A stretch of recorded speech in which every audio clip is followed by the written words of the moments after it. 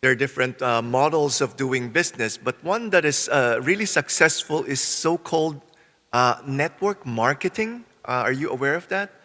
Uh, in the Philippines, one big company there is called Avon. You know, the cosmetic. It's an international company wherein they sell cosmetics products, and they use this model of network marketing, wherein I sell to people, and then I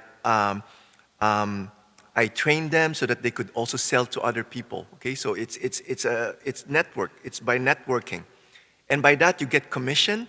It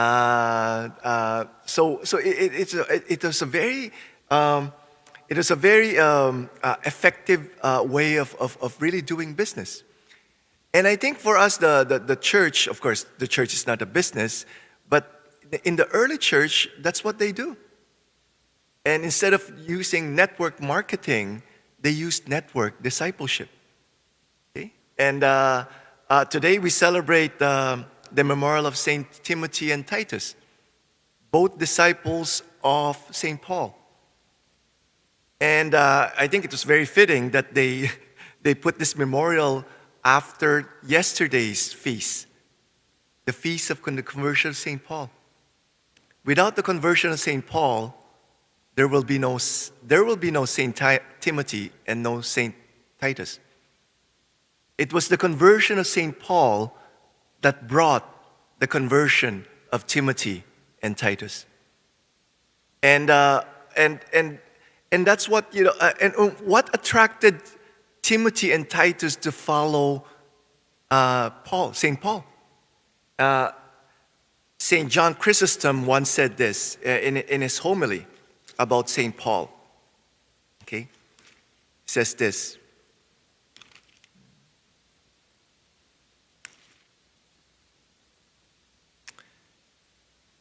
the most important thing to him, however, was that he knew himself to be loved by Christ.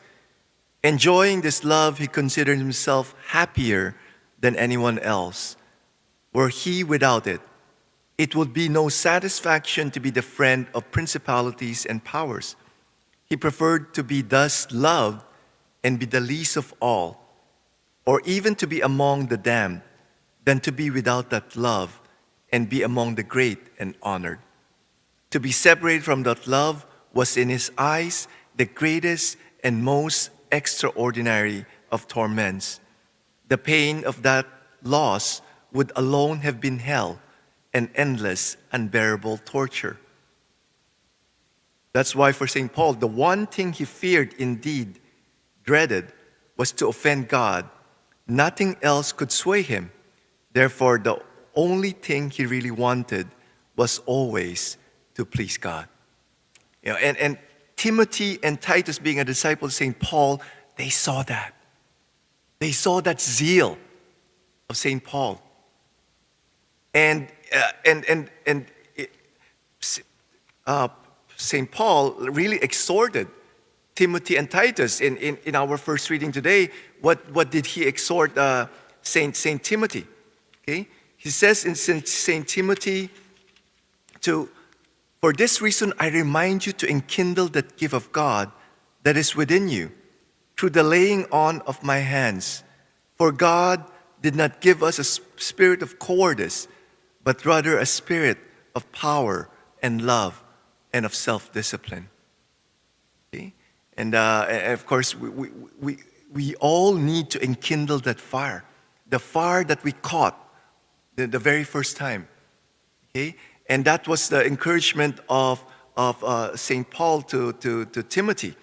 To Saint, if you've read the letter of Paul to Titus, it was an encouragement.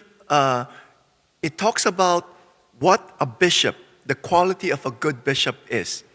Okay? The bishop must be holy, the bishop must be self-controlled, the bishop must be kind, generous. And Titus exemplified that. He was a very good model. He was a very good bishop. And in fact, there's a saying that, Titus, he delighted in the innate goodness of others and drew people to him for his kindness. Okay?